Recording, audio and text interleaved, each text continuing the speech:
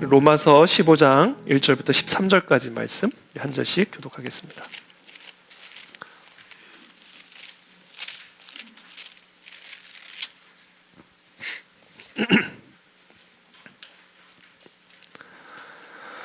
로마서 15장 1절부터 13절까지 한 절씩 저 여러분들이 교독하겠습니다. 저부터 읽겠습니다.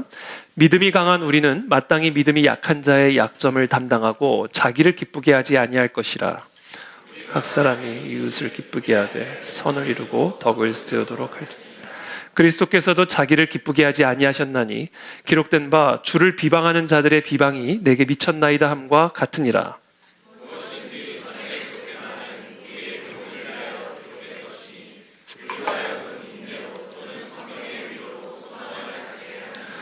이제 인내와 위로의 하나님이 너희로 그리스도 예수를 본받아 서로 뜻이 같게 하여 주사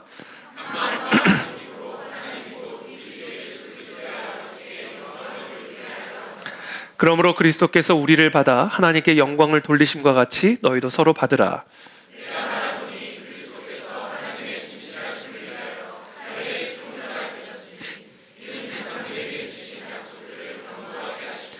이방인들도 그 긍휼하심으로 말미암아 하나님께 영광을 돌리게 하려 하심이라. 기록된 바 그러므로 내가 열방 중에서 주께 감사하고 주의 이름을 찬송하리로다 함과 같으니라.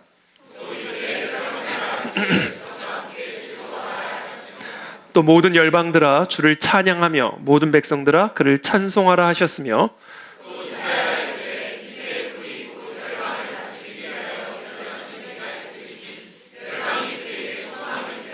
함께 읽습니다. 소망의 하나님이 모든 기쁨과 평강을 믿음 안에서 너희에게 충만하게 하사 성령의 능력으로 소망이 넘치게 하시기를 원하노라. 아멘. 아멘. 13절 다시 한번 읽어드리겠습니다. 소망의 하나님이 모든 기쁨과 평강을 믿음 안에서 너희에게 충만하게 하사 성령의 능력으로 소망이 넘치게 하시기를 축원합니다. 아멘. 네, 오늘은 믿음이 강한 그리스도인들이 해야 할 일이라는 주제를 가지고 우리 로마서 강의 49번째 말씀 함께 나누겠습니다. 우리가 지난주에 로마서 14장 말씀을 우리가 함께 나누면서 이 로마 교회 안에 믿음이 강한 이방인 그리스도인들과 믿음이 약한 유대인 그리스도인들 사이에 서로 간의 비방과 갈등이 있었다라는 사실을 함께 나누었습니다. 이 믿음이 약한 유대인 그리스도인들은 이 유대교적 율법 또 유대교적 전통에 계속 집착하면서 마음대로 먹어도 되는 음식을 먹지 못했고 굳이 지키지 않아도 되는 그런 절기들 때문에 여러 가지 그런 전통에 묶여있는 그런 신앙생활을 하고 있었죠. 반면에 이제 이방인 그리스도인들은 그런 유대교적 율법에 대한 전통이 전혀 없기 때문에 마음껏 그리스도 안에서 먹고 싶은 거 먹고 또 자기가 지키고 싶은 절기들을 어떤 제약 없이 마음대로 지키는 그런 자유함을 누리고 있었습니다.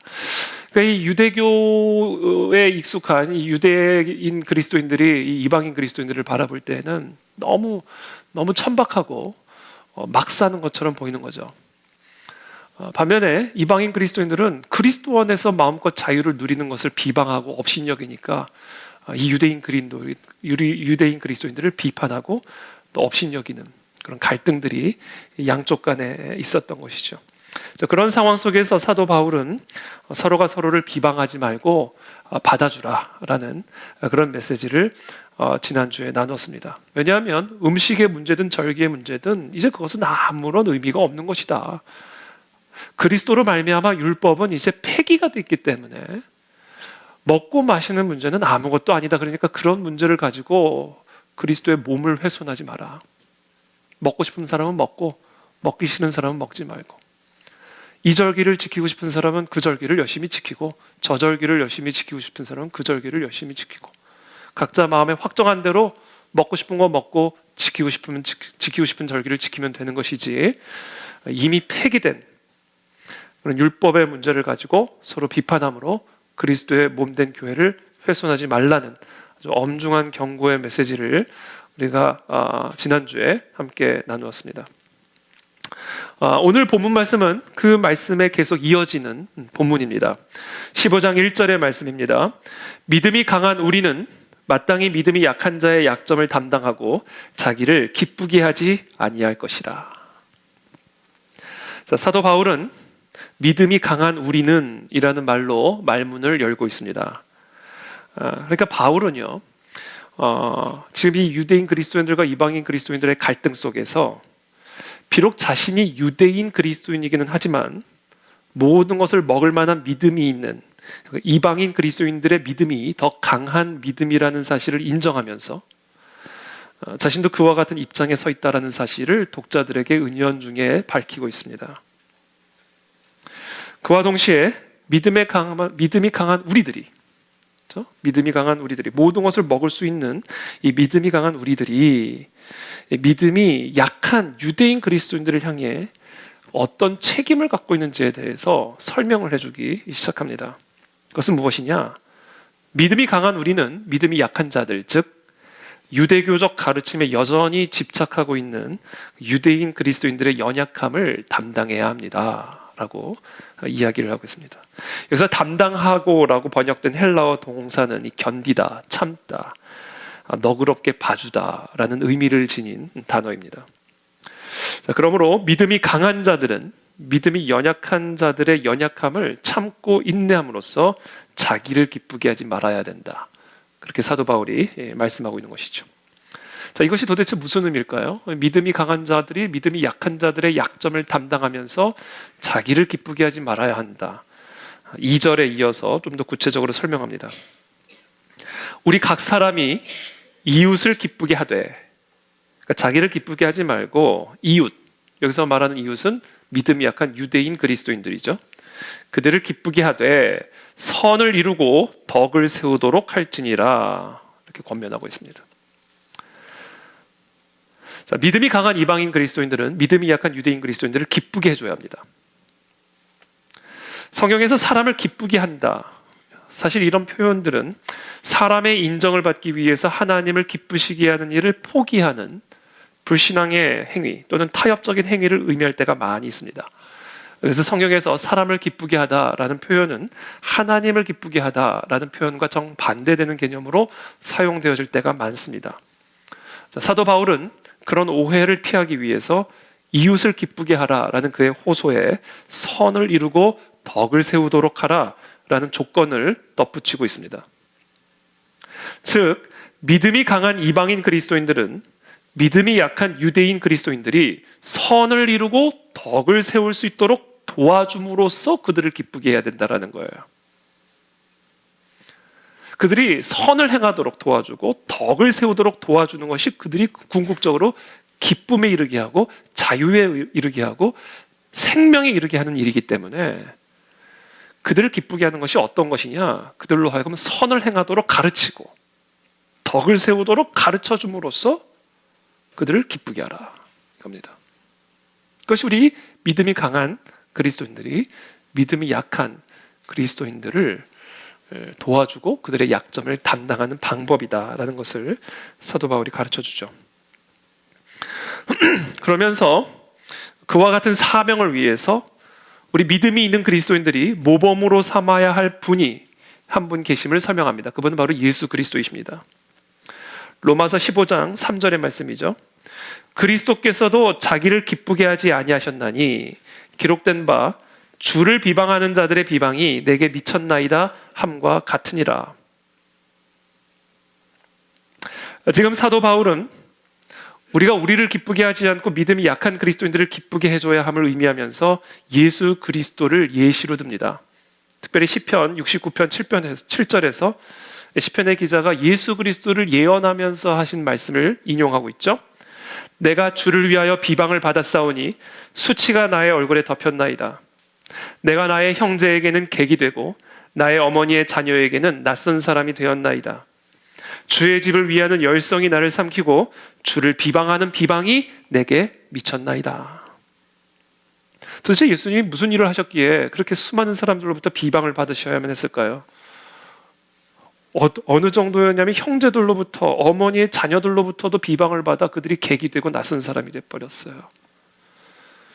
도대체 예수님이 무슨 일을 하셨기에 이토록 예수님은 비방을 받으셔야만 했는가? 예수님의 가르침 때문이었습니다. 그렇다면 여기 예수님의 가르침의 핵심은 무엇이었는가? 모세와 모든 선지자의 글로 시작하여 모든 성경에 쓴 바 자기에 관한 것을 자세히 설명하시니라. 예수님의 가르침의 핵심은 이 성경에 기록된 모든 구약의 예언들이, 가르침들이 그리스도 자신에 관한 것이라는 것을 가르쳐 주신 거예요. 그것 때문에 너무나 많은 비방을 받으셨습니다. 형제들로부터도, 어머니의 자녀들로부터도 개구로 취급당할 만큼, 손님으로 취급당할 만큼 많은 비방을 받으셔야만 했습니다. 예수님은 모세의 율법, 음식과 절기, 성전, 이스라엘 국가의 회복과 땅의 문제들로 흩어져 있는 구약의 모든 가르침들을 예수 그리스도 한 분에게 집중시키셨어요. 아주 의도적으로 안식일에 병든 자를 고쳐주심으로써 안식일의 주인은 바로 그리스도 자신이라는 사실을 가르쳐 주셨고, 중풍병자의 병을 고치시기 전에 그의 죄를 먼저 사해 주심으로써 그리스도 자신에게 죄사함의 신적 권세가 있다는 사실을 공공연하게 드러내셨습니다. 유대인들이 그토록 사랑하는 구약 성경과 그 안에 기록된 모든 선지자들의 가르침들이 음식과 절기에 관한 것이 아니라 예수 그리스도 자신에 관한 것임을 가르쳐 주심으로써 모세의 율법과 예루살렘의 성전, 이스라엘의 독립 문제로 분산되어 있었던 유대인들의 모든 정신과 관심들을 그리스도 한 분에게 집중시키신 거예요. 그것이 예수님이 그토록 많은 비방을 받으신 이유입니다. 그리고 결국 십자가에 못 박혀 죽임을 당하신 이유였습니다. 예수님이 그렇게 가르치실 때마다 유대인들은 예수님을 신성 모독자로 고발했고, 예수님이 그렇게 가르치실 때마다 예수님을 귀신 들린 자로 모욕했으며, 예수님이 그렇게 가르치실 때마다 예수님을 율법 파괴자여 성전 파괴자 반유대주의자로 비방했습니다. 최근에 제가 복음서를 통독하면서 새삼 느낀 점은, 예수님은요 3년 공생의 내내 구약의 모든 선지자들이 가르친 것이 바로 자신에 관한 가르침이라는 것을 설명하셨을 뿐만 아니라 그것 때문에 끊임없이 반대를 받으셨고 비방과 공격에 시달리는 삶을 십자가에 못 박히는 그 순간까지 당하신 거예요. 와, 얼마나 피곤하셨을까? 얼마나 힘드셨을까? 그럼에도 불구하고 예수님은 끝까지 자신을 기쁘게 하지 않고 하나님 아버지의 뜻에 죽기까지 복종하심으로써 믿음이 없는 그들에게 주는 그리스도시요 살아계신 하나님의 아들이시며 오직 그리스도만이 하나님께 이를 수 있는 유일한 길이요 진리요 생명이시며 구약에 예언된 모든 가르침들은 1.1획도 빠짐없이 그리스도 자신에 관한 것임을 가르쳐 주셨습니다. 그리고 예수님은 그런 가르침 때문에 수많은 사람들의 끝없는 비방을 받으셔야 했고 결국 십자가에 못 박혀 죽임을 당하십니다. 그 예수 그리스도를 본받으라는 거예요. 믿음이 연약한 자의 연약함을 그런 식으로 감당하라는 겁니다.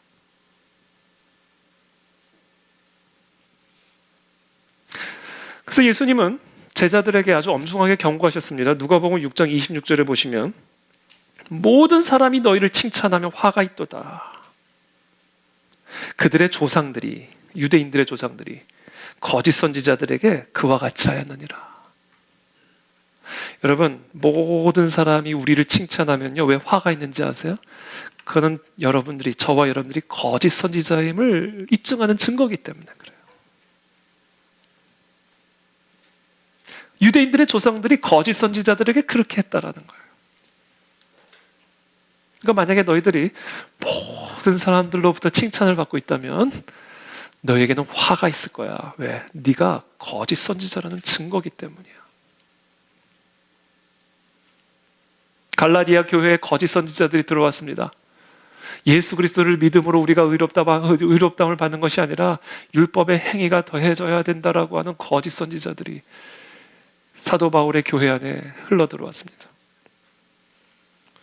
사도 바울이 그 갈라디아 교회 성도들에게 편지를 쓰죠.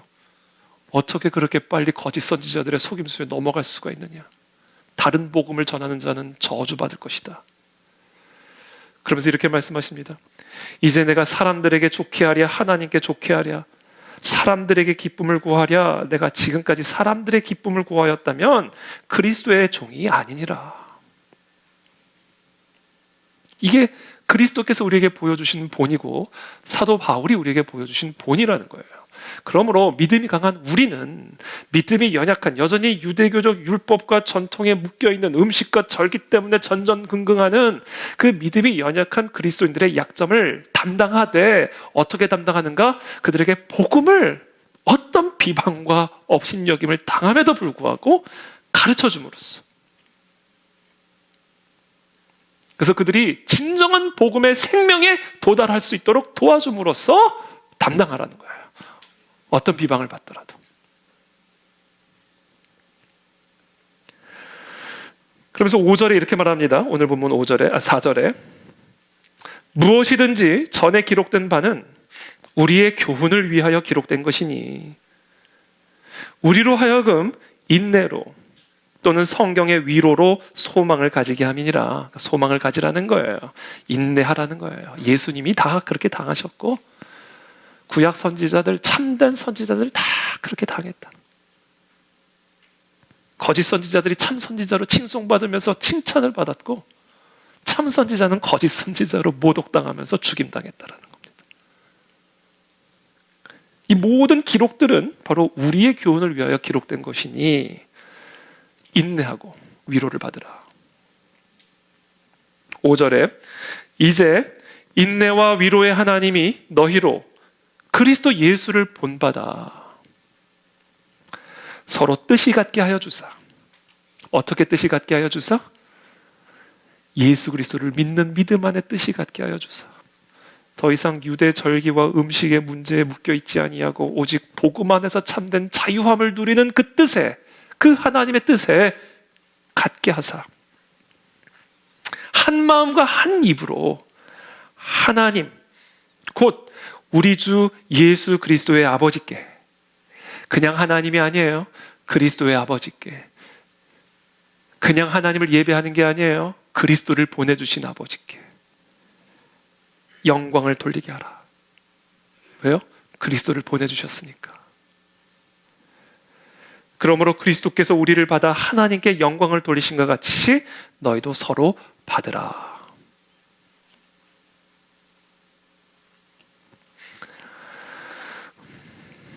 믿음이 강한 이방인 그리스도인들을 향하여 유대인 그리스도인들의 연약함을 기쁨으로 담당할 것을, 예수 그리스도의 본을 따라갈 것을 권면한 사도 바울은 이제는 믿음이 강한 이방인 그리스도인들을 비판하고 업신여기고 있는 연약한 믿음을 가진 유대인 그리스도인들을 향하여 말문을 열기 시작하는 것으로 보여집니다.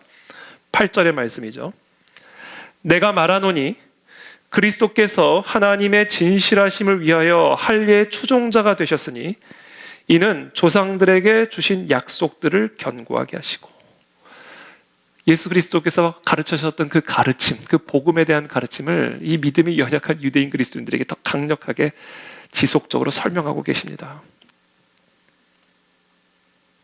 하나님이 조상들에게 주신 약속들, 그것은 구약 성경의 예언이죠. 그것을 견고하게 하셨다. 하나님의 진실하심을 위해서 하나님이 조상들에게 주신 약속들, 구약 성경에 기록된 그 예언들을 성취하셨다. 어떻게요? 그리스도를 할례의 추종자로 태어나게 하심으로써. 즉 이스라엘의 혈통에서 다윗의 후손으로 구약의 예언대로 태어나게 하심으로써 우리 조상들에게 하신 약속들을 견고하게 하셨다. 그러니까 구약 성경의 모든 예언들이 그리스도에 관한 것이며, 신실하신 하나님은 이스라엘의 혈통, 할례의 추종자로 그리스도를 나게 하심으로써 그 약속과 그 예언을 성취하셨다라는 거예요. 일예로 예레미야서 23장 5절부터 6절까지의 말씀이죠. 여호와의 말씀이니라. 보라, 때가 이르리니 내가 다윗에게 한 의로운 가지를 일으킬 것이라. 그가 왕이 되어 지혜롭게 다스리며 세상에서 정의와 공의를 행할 것이며 그의 날에 유다는 구원을 받겠고 이스라엘은 평안히 살 것이며 그의 이름은 여호와 우리의 공이라 일컬음을 받으리라. 자, 다윗에게서 한 의로운 가지가 나오실 텐데 그분의 이름은 여호와 우리의 공이다. 다윗의 후손이 하나님이에요. 다윗의 후손이 다윗을 창조하신 하나님입니다. 그분이 우리 가운데 오셔서 왕이 되실 텐데 그분이 이 땅을 지혜롭게 다스림으로써 그날에 유다는 구원을 받을 것이고 이스라엘은 평안하게 살 것임을 예언하고 있는 것이죠. 그리고 이 모든 구약 성경의 예언이 성취되었음을 신약 성경의 제일 첫 번째 책, 제일 첫 번째 구절은 다음과 같이 선포하고 있습니다. 아브라함과 다윗의 자손 예수 그리스도의 계보라.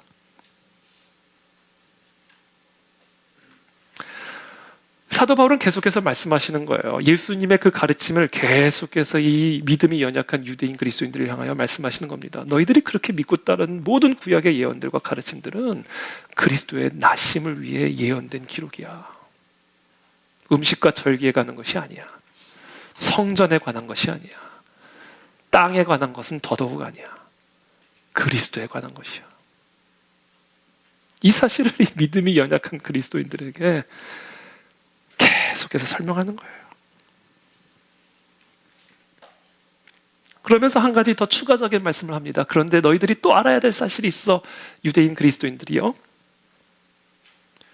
그리스도께서 오신 이유는 단순히 이스라엘만을 위한 것이 아니야. 단순히 유대 민족만을 위한 것이 아니야. 아브라함은 유대인이 아니었어. 그 얘기를 하시는 거예요. 여러분, 아브라함은 유대인이 아니에요. 그렇죠? 제가 지난 금요일에도 말씀을 드렸죠? 참 아이러니하죠. 유대인의 조상이 유대인이 아니에요. 아담을 유대인으로 생각하는 분들이 있더라고요. 노아는 유대인이 아니에요. 아브라함도 유대인이 아니에요. 그러면 하나님이 아브라함과 맺으신 언약이 유대인만을 위한 언약이에요? 아니에요. 열방을 위한 언약이에요. 그래서 예수님의 족보에는 이방인들도 다 들어가 있는 겁니다. 그러니까 그 부분에서 너희가 깨져야 된다는 거예요. 지금 유대인 그리스도인들을 향하여.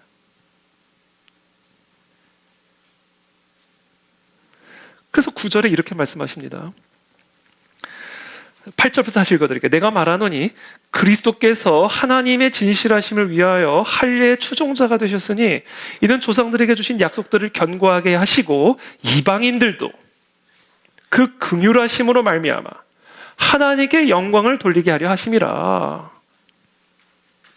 자, 예수 그리스도가 구약 성경의 예언대로 할례의 추종자, 즉 이스라엘의 혈통을 통해 이 땅에 오시기는 하셨지만 그것은 유대인들만을 위한 것이 아니요 이방인들을 위한 것이기도 하다. 동일한 구원의 소망을 주시기 위하며 동일한 하나님의 긍휼하심을 베푸시기 위함이다.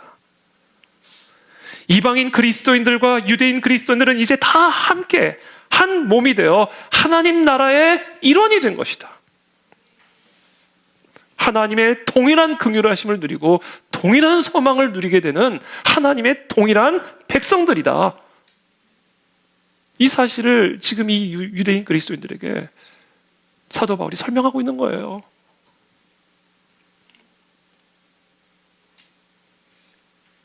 그게 사도 바울의 서신서에 계속 반복적으로 나옵니다. 에베소서 2장 14절부터 22절이죠. 그는 우리의 화평이신지라. 예수 그리스도는 우리의 화평. 여기서 우리는 누구죠? 이방인 그리스도인들과 유대인 그리스도인들이에요. 둘로, 자, 이방인 그리스도인과 유대인 그리스도인을 하나를 만드사. 하나예요, 이제는 하나. 자꾸 둘로 쪼개려 하지 마세요. 하나예요. 원수된 것, 곧 중간에 막힌 담을 자기 육체로 허셨어요. 원래는 하나가 아니었어요. 그러나 그것을 헐어버리셨다고요. 법조문으로 된 계명의 율법을 폐하셨으니, 그렇죠. 과거에는 이방인들에게는 율법이 없어서 그들은 불결한 죄인들, 하나님의 저주 아래 있는 백성들이었단 말이에요. 그러나 그리스도께서 그 모든 율법을 폐하셨으니, 그 이유는 이 둘로 자기 안에서 한 새 사람을 지어 하나의 새로운 사람이 된 거예요. 그리스도 안에서 유대인과 이방인들이 그리스도인이라고 하는, 원수된 것을 십자가로 소멸하시고 또 오셔서 먼 데 있는 너희에게, 그렇죠, 약속 바깥에, 축복 바깥에 있었던 너희에게 평안을 전하시고 가까운 데 있는 자들에게 평안을 전하셨으니, 이는 그리스도로 말미암아 우리 둘이 한 성령 안에서 아버지께 나아감을 얻게 하려 함이라. 이제는 둘이 돼서 별도로 유대인 트랙이 따로 있고 이방인 트랙이 따로 있는 게 아니에요. 그리스도라고 하는 트랙이 하나 있는 거예요. 누구든지 그리스도 안으로 들어와야 하나님께 갈 수가 있는 겁니다.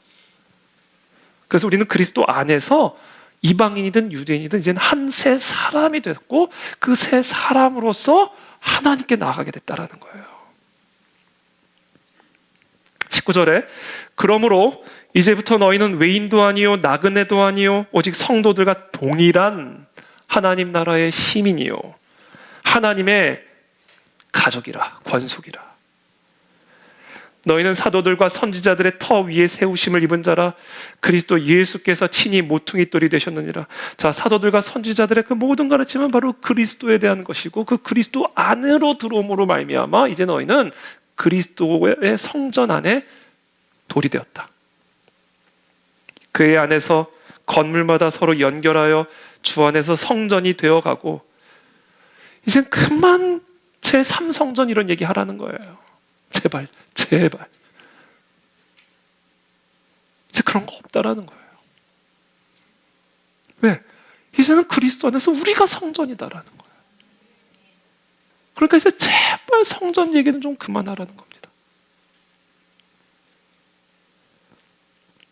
너희도 성령 안에서 하나님이 거하실 처소가 되기 위하여 그리스도 예수 안에서 함께 지어져 가느니라. 이게 사도 바울의 가르침이에요. 이것 때문에 사도 바울이 얼마나 고생당했는데요. 예수님도 마찬가지고. 이 성전을 허물라. 내가 사흘 만에 다시 세우리라. 어찌하여 46년 만에 지은 성전을 네가 사흘 만에 다시 무너뜨렸다 재건하겠다라는 말이냐. 이는 자신의 육체를 가리켜 하신 말씀이라. 그런데 지금도 예루살렘의 제3성전을 짓기 위해 설계도를 제작하고 있고, 그 성전을 섬길 수 있는 레위 지파 혈통의 유전자를 분석하고 있다라는 제가 얘기를 드리니까 그게 제 머리에서 떠나가지를 않아요. 만나는 사람에게마다 지금 얘기하고 있습니다. 지금 유전자 검색하고 있대. 머리에서 떠나가지를 않아. 이 황당함이.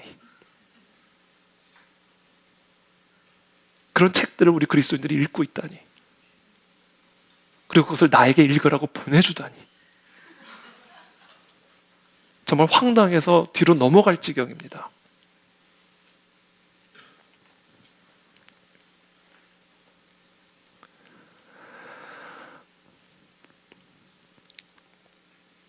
여러분, 오늘날 우리 교회 안에 지금 이 유대교 그리스도인들이 갖고 있는 이런 문제, 이 연약함이 모양은 조금 다를지는 모르지만 동일하게 존재하고 있습니다. 이게 끝난 게 아니에요, 이 문제가. 우리의 믿음을 연약하게 만드는, 우리의 시선을 정확하게 예수 그리스도 한 분에게만 집중시키지 못하게 만드는, 성전이 그리스도인데 자꾸 엉뚱한 성전 보게 만들고, 율법 폐기되는데 자꾸 엉뚱한 율법 가지고 사람들을 옥죄고,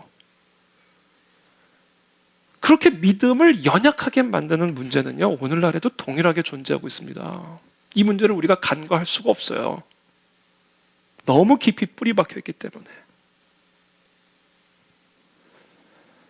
그래서 요새 기도하면서 성경을 열심히 공부하고 연구하면서요, 기도하면서 이걸 어떻게 우리 성도님들에게 가르쳐 드려야 될까? 어떻게 이 심각한 신학적 혼돈 상태에서 빠져나갈 수 있게 도와드릴 수 있을까? 이게 빠져나와야 우리의 믿음이 강해질 수가 있습니다. 이게 빠져나와야 우리 가운데 성령의 능력이 강림할 수가 있는 거예요.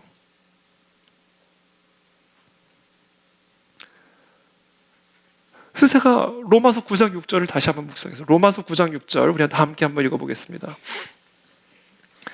로마서 9장 6절 시작.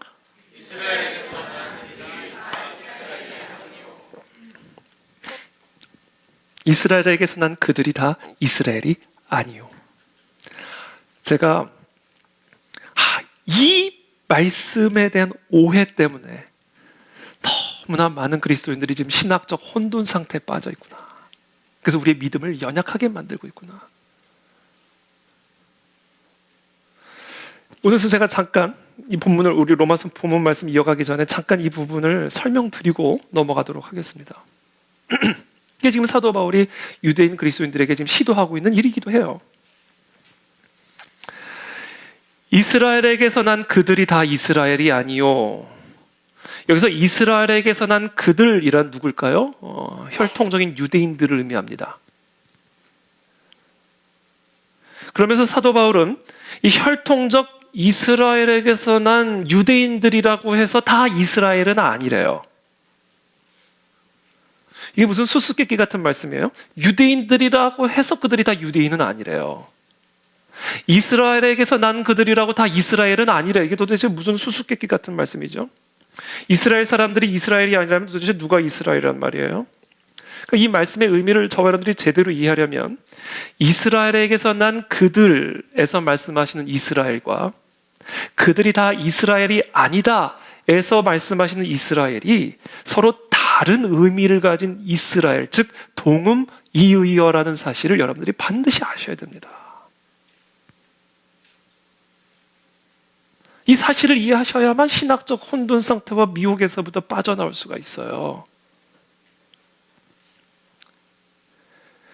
이스라엘에게서 난 그들에서의 이스라엘은 유대인이에요. 혈통적 이스라엘 사람들을 의미하는 겁니다. 반면에 그들이 다 이스라엘은 아니다 해서 이스라엘은 누구를 의미할까요? 그리스도인을 의미하는 거예요. 그러니까 지금 사도 바울이 이스라엘에게서 난 자들이 다 이스라엘은 아니다. 이 말씀은 무슨 의미냐?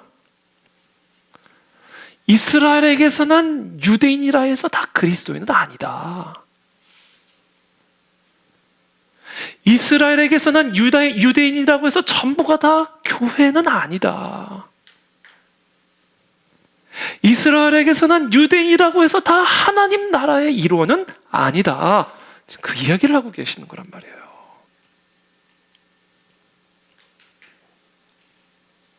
이건 동음 이의어예요. 연패, 동음이에요. 연패가 연속해서 승리하다라는 의미도 있고요. 연속해서 패배하다라는 의미도 있습니다. 그러니까 연패는요, 똑같은 발음을 가지고 다른 의미를 가지고 있는 단어예요. 그래서 나 계속 연패하다가 드디어 연패하기 시작했어. 그거예요. 이스라엘이 다 이스라엘이 아니야. 그 얘기예요. 나 계속 지다가 드디어 계속 이기기 시작했어. 똑같은 연패지만 다른 의미의 연패라고요. 이스라엘이 다 이스라엘이 아니라는 얘기는 이건 똑같은 의미가 될 수가 없는 거예요. 동음 이의어예요. 그러니까 지금 사도 바울이 하고 있는 이야기는 그겁니다. 이스라엘 사람들이라고 다 그리스도인이 아니야. 유대인이라고 다 교회가 아니야. 혈통적 이스라엘 사람들이라 해서 다 하나님 나라의 백성은 아니야. 그러므로 유대인이라고 해서 그들에게 특별한 영적 지위가 있는 건 아니야.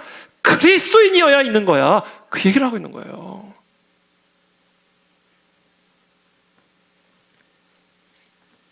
이것을 조금 의역을 해서 설명을 하면 이렇게 되는 겁니다. 이스라엘에게서 난 자들이라고 해서 그들이 다 진짜 이스라엘은 아니야. 그렇다면 진짜 이스라엘은 누구예요? 이스라엘에게서 난 유대인들이 아니라 그리스도를 믿음으로 다시 태어난 그리스도인들이 진짜 이스라엘이야. 그 이야기를 하고 있는 거예요. 약간 의역을 해서 표현하자면. 그래서 사도 바울이 로마서 2장 28절 29절에서 이렇게 말씀하시는 겁니다. 무릇 표면적 유대인이 이스라엘에게서 난 유대인들이 유대인이 아니야. 그 얘기하는 거예요. 표면적 육신의 할례를 받은 유대인들, 그들이 받은 할례가 진짜 할례가 아니야. 그 얘기하는 거예요. 오직 진짜 유대인은 이면적 유대인이야. 할례는 마음에 받는 것이지 율법 조문에 있는 게 아니야. 이게 지금 사도 바울이 그리스도를 영접하고도 여전히 육신의 할례, 물리적인 성전, 이스라엘의 정치적 회복, 거기에 집착하고 있는, 그래서 믿음이 연약한 이 유대인 그리스도인들을 향해서 계속해서 가르치고 있는 메시지예요.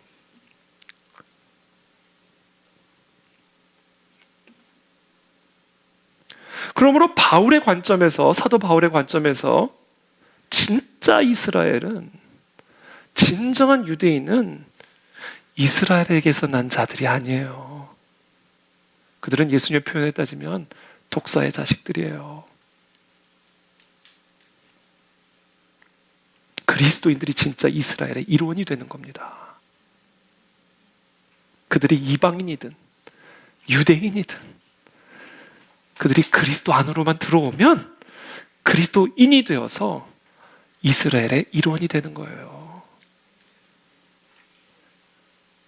이게 이스라엘에게서 난 자들이 다 이스라엘이 아니라는 것의 의미입니다. 그래서 제가 여러분들에게 어떻게든지 설명을 도와드리기 위해서, 제가 일타 강사잖아요. 파워포인트. 왜 안 나오죠? 네, 이거예요. 아주 제가 여러분 잘 보시도록 큼직하게 써놨어요.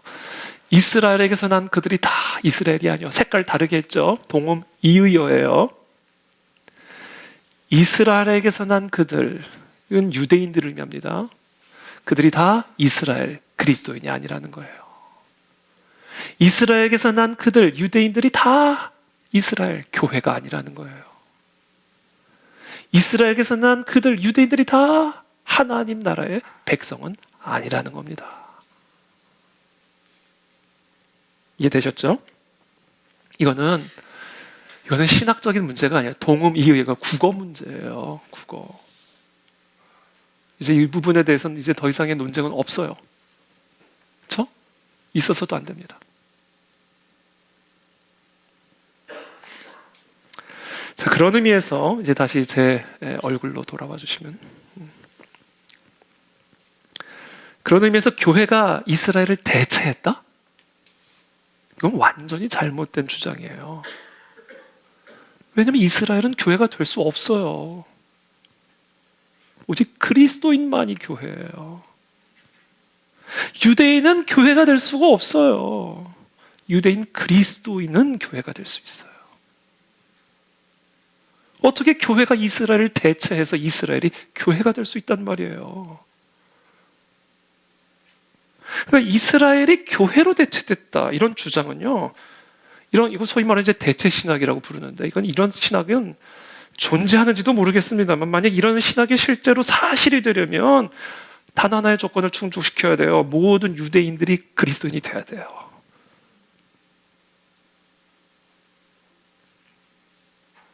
유대인이라고 해서 구원받을 수 있는 거 아니잖아요. 유대인 그리스도인이 구원을 받는 것이지, 유대인이든 이방인이든 그리스도인이 되어야 교회가 되는 것이지, 이방인들은 그리스도를 믿어야 구원을 받고, 유대인들은 그냥 아브라함 혈통 가지고 하나님 나라 가고, 유대인과 이방인들이 천국 가는 트랙이 다르게 나눠져 있는 게 아니잖아요. 그리스도 외에는 구원을 얻을 만한 다른 이름은 없다. 그리스도 안에서 이방인과 유대인은 한 몸이 되어 하나님께 나아간다. 왜 자꾸 성경을 고치려고 합니까?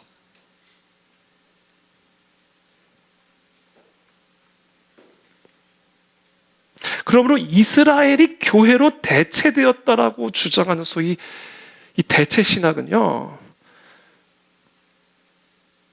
유대인의 회심을 회방하는, 속여서 회방하는, 그래서 이스라엘의 진정한 회복을 방해하는, 이건 사탄의 전략이라고밖에 말할 수가 없어요. 유대인이 왜 교회예요? 아니요, 유대인 그리스도인이 교회예요.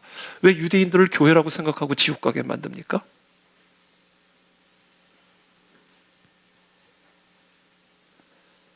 다시 한번 말씀을 드리지만 교회는 그리스도인입니다. 이스라엘이 교회가 되려면 이스라엘 전체가 그리스도인이 되어야만 합니다. 교회가 이스라엘을 대체할 수는 없는 거예요. 자, 그렇다면 제가 계속 고민을 해봤어요. 도대체 이 대체 신학과 같은 이런 엉뚱한 주장들이 도대체 왜 나오는 것일까? 이스라엘에게서 난 그들이 다 이스라엘이 아니다라는 이 의미를 제대로 이해하지 못한, 의도적으로든 아니면 정말 무지해서든 이 말씀을 제대로 이해하지 못했기 때문이에요.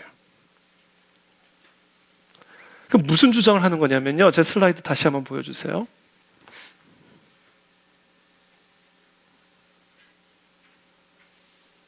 이거예요.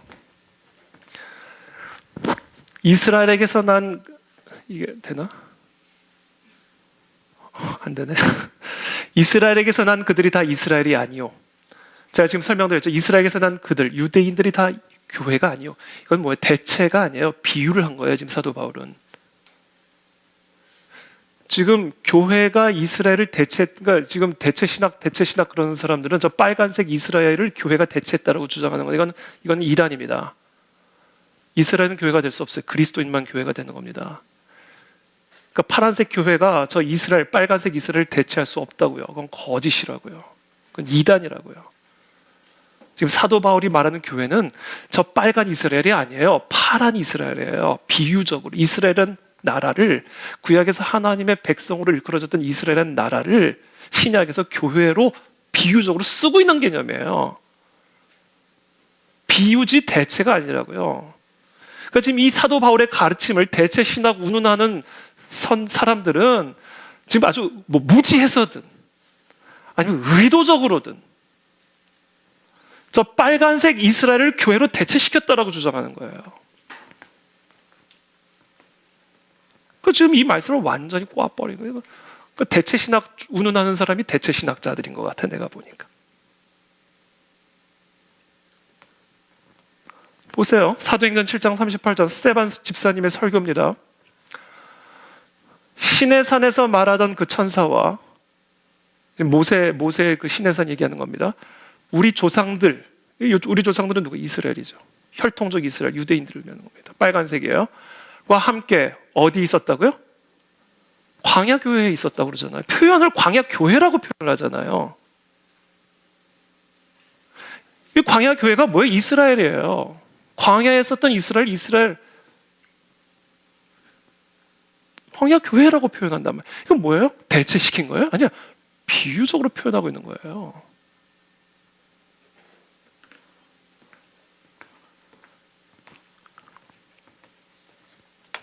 그러니까 지금 그 이스라엘 사람이 다 이스라엘이 아니다라는 이 표현을 가지고 뭐 의도적으로든 무지해서든 이렇게 꼬고 저렇게 꼬아가지고 사도 바울의 가르침을 왜곡하고 있다라는 말이에요.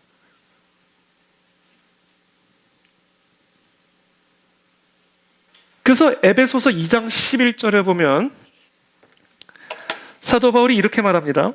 그러므로 생각하라. 너희는 그때에 그리스도를 받아들이기 전에 육체로는 이방인이요 손으로 육체에 행한 할례를 받은 무리라 칭하는 자들로부터 할례를 받지 않은 무리라 칭함을 받는 자.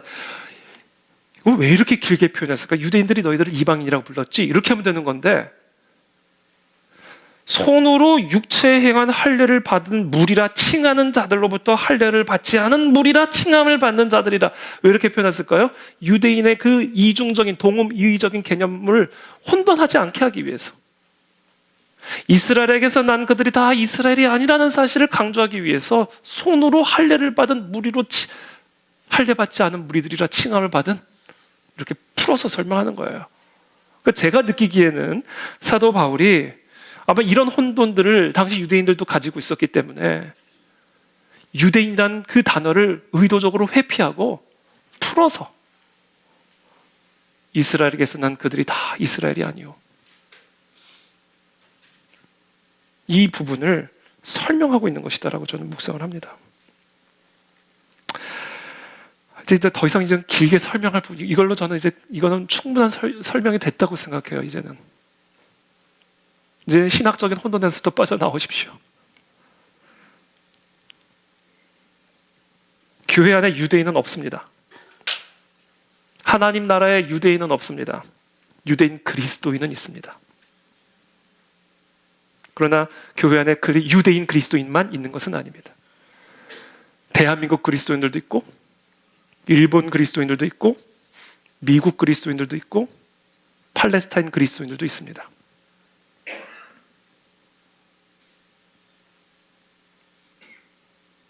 그래서 예수 그리스도가 이 땅에 태어나신 이후부터는 이제는 이스라엘과 이방이 있는 게 아니에요.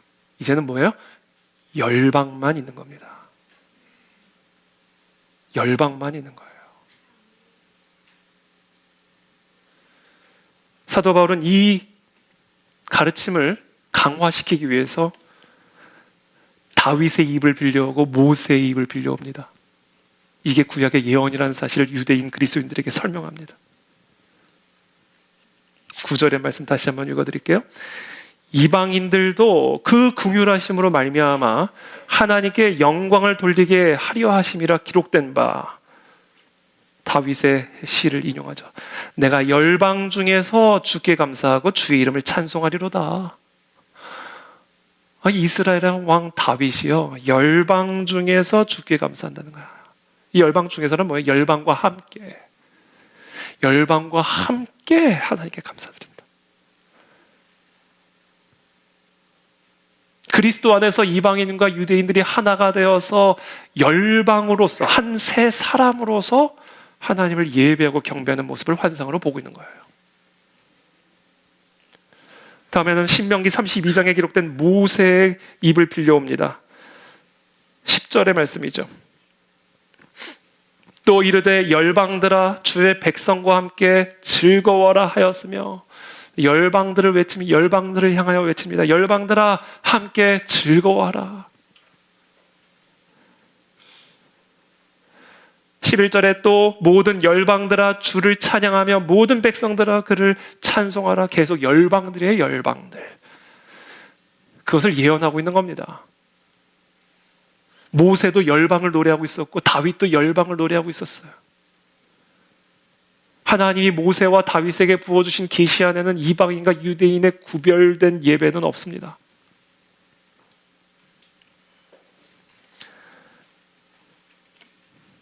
그러면서 12절에 결정적으로 이사야의 입을 빌려옵니다. 로마서 15장 12절.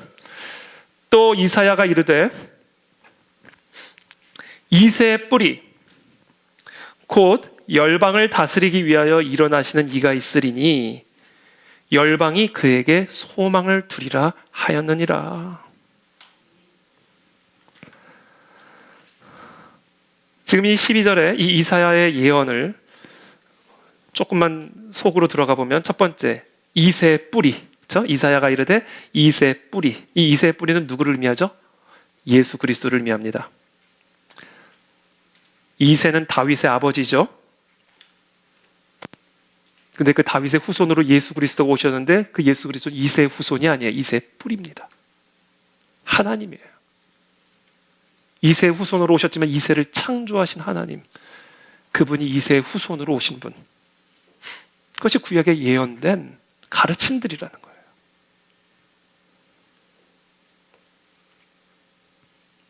두 번째, 이새의 뿌리 곧 열방을 다스리기 위하여 일어나시느니. 자, 할례의 추종자로 태어나신 다윗의 후손으로 태어나신 예수 그리스도는 이 이스라엘의 왕으로 오신 분이 아니라는 거예요. 열방을 다스리는 나라, 열방을 다스리는 왕으로 오셨다라는 겁니다. 열방을 위해서 오셨다는 거예요. 유대인들에게만 긍휼을 베푸시기 위해 오신 분이 아니라는 거예요. 열방에게 긍휼을 베푸시기 위해 오신 분이라는 거예요. 그리스도의 관점에는 이방인과 유대인의 구별이 없어요. 그리스도 안에 있느냐 밖에 있느냐의 구별만 있을 뿐이에요.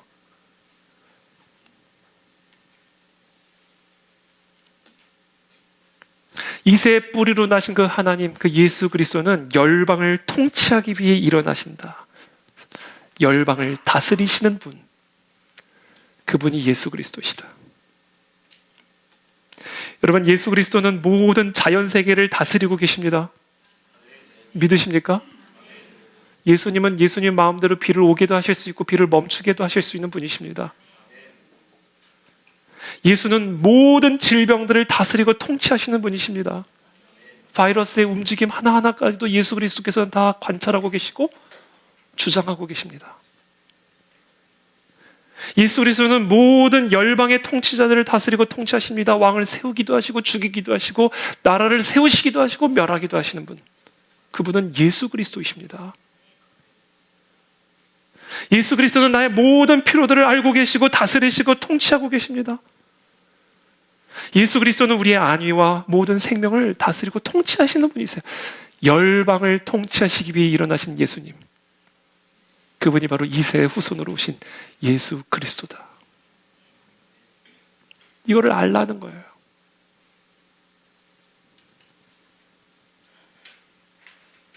그리고 세 번째, 이새 뿌리 곧 열방을 다스리기 위하여 일어나시는 이가 있으리니 열방이 그에게 소망을 두리라. 그리스도가 모든 만물을 다스리고 통치하시는 분이시니 이제 모든 소망을 누구에게 둬라? 그리스도에게 두라는 거예요. 그리스도께서 열방을 통치하시니 이 모든 열방은 오직 그리스도에게만 소망을 둘지어다.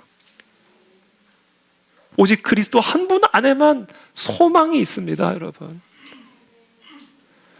그래서 로마서 15장 13절에서 이렇게 말합니다. 소망의 하나님이, 소망을 주시는 하나님이 모든 기쁨과 평강을 너희에게 충만하게 하시는데 어디서 충만하게 하세요? 믿음 안에서. 누구를 믿는 믿음 안에서? 그리스도를 믿는 믿음 안에서. 너희를 충만하게 하사 성령의 능력으로 소망이 넘치게 하시기를 원하노라. 여러분, 우리가 열방을 다스리기 위해 이 땅에 오신 그 예수 그리스도, 모든 자연세계와 모든 질병과 모든 통치자들과 온 우주와 만물을 다스리고 통치하시는 그 예수 그리스도, 그분을 믿는 믿음 안에 거할 때 성령의 권능이 우리 가운데 임하여 우리의 삶에, 이 나라 열방에 하나님으로 말미암는 소망과 기쁨과 평강을 충만하게 역사하신다라는 거예요. 그러면 결론, 그러면 그 그리스도를 믿는 믿음 안에 거한다는 건 뭘까요? 그 열방을 통치하시는 그리스도, 만물을 다스리는 그리스도, 바다를 밟고 서 계시는 그리스도, 사망을 밟고 계시는 그 그리스도, 사단을 밟고 계신 그 그리스도를 찬양하라라는 겁니다. 그게 믿음 안에 있는 거예요. 그렇게 그리스도만을 찬양할 때 음식과 절개 문제에 정신 빼앗겨 있고, 제3성전 문제에 정신 빼앗겨 있고, 레위지파 혈통 검사하는데 정신 뺏겨 있고, 이스라엘 정치 독립하고 영토 확장하는 일에 정신 뺏겨 있고, 그 모든 분산된 생각과 마음들 다 끌어다가 이 모든 것이 오직 그리스도 한 분을 의미하는 것이라는 것을 깨닫고 그 그리스도만을 예배하라는 거예요. 그때 성령의 권능이 임하신다라는 겁니다.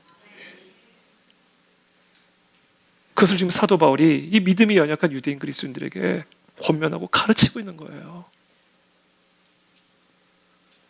그래서 저는 오늘 여러분들과 그것을 하고 싶습니다. 주님을 예배합니다. 주님을 찬양합니다.